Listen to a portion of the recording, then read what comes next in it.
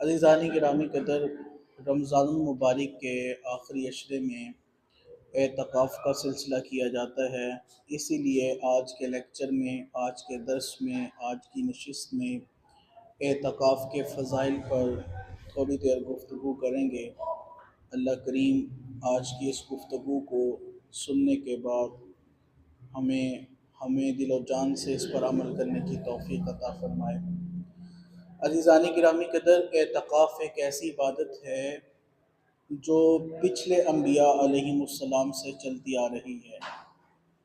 جب حضرت ابراہیم اور حضرت اسماعیل علیہم السلام نے خانہ کعبہ کی تعمیر کی تو اللہ رب العزت نے ارشاد فرمایا، اے پیارے ابراہیم، خانہ کعبہ کو صاف رکھو، یہاں پر نماز پڑھنے والوں کے لیے، طواف کرنے والوں کے لیے اور اعتکاف کرنے والوں کے لیے۔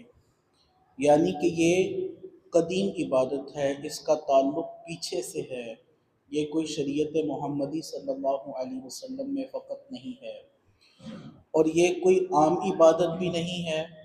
اگر عام ہوتی تو اللہ اس کو نماز اور طواف کے ساتھ ذکر نہ فرماتا۔ یعنی کہ اللہ رب العزت نے اپنے نبیوں کو حکم فرمایا کہ اے ابراہیم و اسماعیل، خانہ کعبہ کو صاف ستھرا رکھنا ہے، طواف کرنے والوں کے لیے بھی، نماز پڑھنے والوں کے لیے بھی اور اعتکاف کرنے والوں کے لیے بھی۔ اعتکاف عربی زبان کا لفظ ہے جس کا لغوی معنی ہے خود کو روک لینا، بند کر لینا، کسی کی طرف اس قدر توجہ کرنا کہ چہرہ بھی اس سے نہ ہٹے۔ یہ سارے اعتکاف کے لغوی معنی ہیں۔ یعنی خالق کائنات اللہ عز و جل کی طرف اس قدر اپنے آپ کو بارگاہ الہی میں پیش کر لینا کہ گویا اور کوئی تصور ہی ذہن میں باقی نہ رہے۔ اعتکاف کی فضیلت کیا ہے؟ حضرت اما عائشہ صدیقہ طیبہ طاہرہ عابدہ راکعہ رافعہ سلام اللہ علیہا ورضی اللہ تعالیٰ عنہ پیاری اما جان فرماتی ہیں کہ نبی پاک صلی اللہ علیہ وسلم ہر سال رمضان المبارک کے آخری 10 دنوں میں اعتکاف کرتے تھے۔ یعنی یہ میرے کریم آقا علیہ الصلوۃ والسلام کی ایک دائمی سنت میں سے ہے۔ اور ایک روایت میں ہے کہ جس سال کریم آقا علیہ الصلوۃ والسلام کا وصال ہوا، اس سال نبی پاک صلی اللہ علیہ وسلم نے 20 دن کا اعتکاف فرمایا۔ حضرت عبداللہ ابن عباس رضی اللہ تعالیٰ عنہ حدیث کے راوی ہیں کہ رسول اللہ صلی اللہ علیہ وسلم نے فرمایا کہ معتکف گناہوں سے کنارہ کش ہو جاتا ہے اور اسے عملاً نیک اعمال کرنے والے کی مثل پوری نیکیاں عطا کی جاتی ہیں۔ حضرت عبداللہ ابن عباس دوسری حدیث کے راوی ہیں، آپ فرماتے ہیں نبی پاک صلی اللہ علیہ وسلم نے ارشاد فرمایا، جو شخص اللہ کی رضا کے لیے ایک دن کا اعتکاف کرتا ہے، فرمایا اللہ تبارک و تعالی اس کے اور دوزخ کے درمیان 3 خندقوں کا فاصلہ پیدا کر دیتا ہے۔ ایک دن کا اعتکاف کرنے کی فضیلت یہ ہے، کریم آقا علیہ صلاۃ والسلام نے فرمایا جو ایک دن کا اعتکاف خالص اللہ کی رضا کے لیے کرے تو اللہ رب العزت اس کے اور جہنم کے درمیان 3 خندقوں کا فاصلہ فرما دیتا ہے۔ اور پھر وضاحت بھی فرمایا ایک خندق کا فاصلہ کتنا ہے؟ فرمایا جتنا مشرق سے لے کر کے مغرب تک ہے۔ اللہ کی رضا کے لیے اگر کوئی اعتکاف کرے، اللہ کو راضی کرنے کے لیے، رب رسول کی رضا کو مطلوب نظر رکھنے کے لیے، تو اس کے لیے یہ فضیلت ہے، اللہ رب العزت اس کو جہنم سے دور فرما دیتا ہے۔ حضرت علی رضی اللہ تعالیٰ عنہ، حضرت علی یہ زین العابدین رضی اللہ تعالیٰ عنہ اپنے والد امام حسین سے روایت کرتے ہیں، رسول اللہ صلی اللہ علیہ وسلم نے فرمایا معنی اعتکف عشرا فی رمضان کانا کحجتین و عمرتین، فرمایا جس شخص نے رمضان المبارک میں 10 دن کا اعتکاف کیا، فرمایا اس کا ثواب 2 حج اور 2 عمرے کے برابر ہے۔ عزیزان گرامی قدر، یہ اعتکاف کے چند فضائل آپ کی بارگاہ میں گوش گزار کیے۔ لیکن شرط یہ ہے کہ اعتکاف خالص اللہ کی رضا کے لیے کیا جائے، اس میں نیت کوئی اور دوسری تیسری نہیں ہونی چاہیے۔ اور اعتکاف کر کے آج کل تو زمانہ تھوڑا تبدیل ہو گیا ہے، نوجوان کہیں میری بات کا غصہ نہ کر لیں، آج کل اعتکاف کی نیت ہماری بدل گئی ہے اور سامان بھی بدل گیا ہے، معاملات بھی بدل گئے ہیں۔ نوجوان دوست حضرات اعتکاف پر بیٹھتے ہیں، پھر دوست احباب ان کو باہر سے ملنے کے لیے آتے ہیں، اور پھر وہ کولڈ ڈرنکس کا تبادلہ اور برگر شوارموں کا کھایا جانا اور گپیں لگانا اور خوش گپیوں میں مصروف رہنا، یہ اعتکاف کا حقیقی مقصد نہیں ہے، یہ اعتکاف کی روح نہیں ہے، یہ تو بے جان سا اعتکاف ہے۔ اعتکاف کا مطلب یہ ہے کہ 10 دنوں کے لیے آپ کٹ گئے ہیں دنیا سے، آپ کا تعلق ختم ہو گیا ہے، آپ نہیں جانتے کیا ہو رہا ہے دنیا میں، کیا معاملات چل رہے ہیں۔ 10 دن کے لیے آپ کی توجہ، آپ کی نظر، آپ کا دل، آپ کی احساسی کیفیت ساری کی ساری بارگاہ الہی میں پیش ہونی چاہیے۔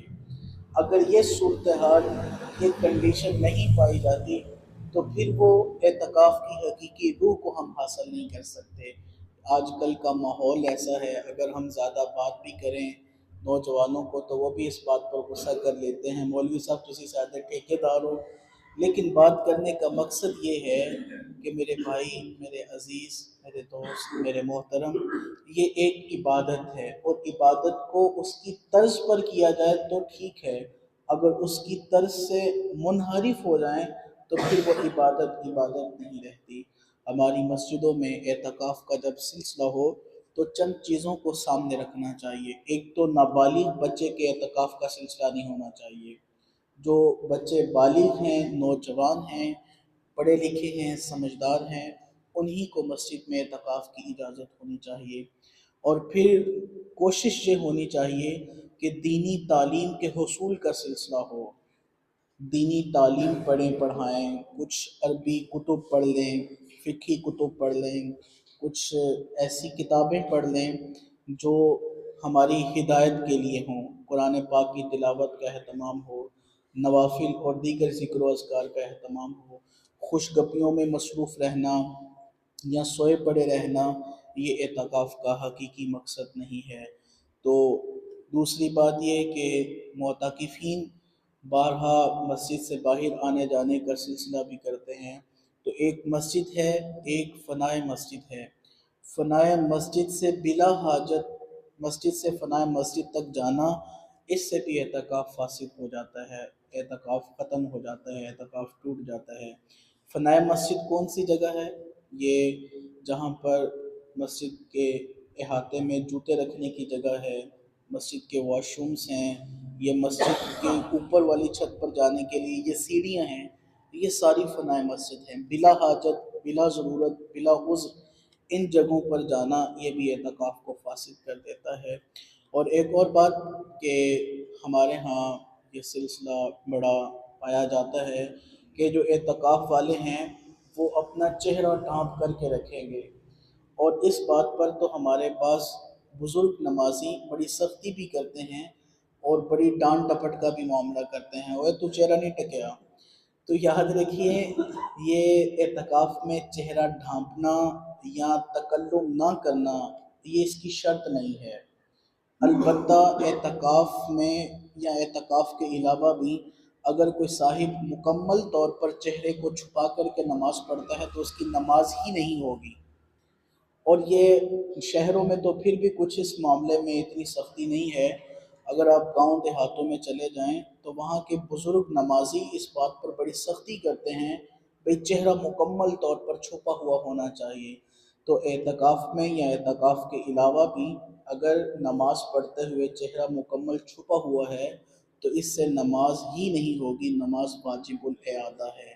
ہاں، آپ جب مسجد سے باہر نکلیں تو چہرے پر کوئی چیز رکھ لیں، کوئی سر ڈھانپ لیں، تاکہ سامنے جو جانے والا شخص ہے اس کو پتہ ہو کہ یار بھائی یہ اعتکاف میں ہے، لہٰذا اس سے کلام نہیں کرنا۔ اس کی زیادہ سے زیادہ اجازت یہ ہے، اور زیادہ سے زیادہ اس کی حکمت یہ ہو سکتی ہے۔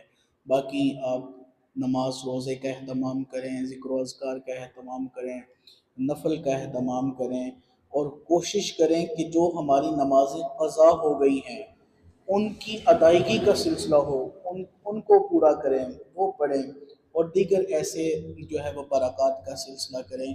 خالق کائنات اللہ عز و جل کی بارگاہ میں دعا گو ہوتے ہیں، اللہ کریم ہمیں اعتکاف کی روح کو حاصل کرنے کی توفیق عطا فرمائے، اعتکاف کے حقیقی مغز تک اللہ کریم ہماری رسائی کرے، اور ہمارے جو معتکفین اعتکاف کرنے والے ہیں عامۃ المسلمین میں، اللہ کریم ان کا اعتکاف قبول بھی فرمائے، اور ان کے اعتکاف کی بدولت اللہ کریم ہم سب مسلمانوں کی بخشش و مغفرت فرمائے۔ آمین بجاہ طہ و یاسین۔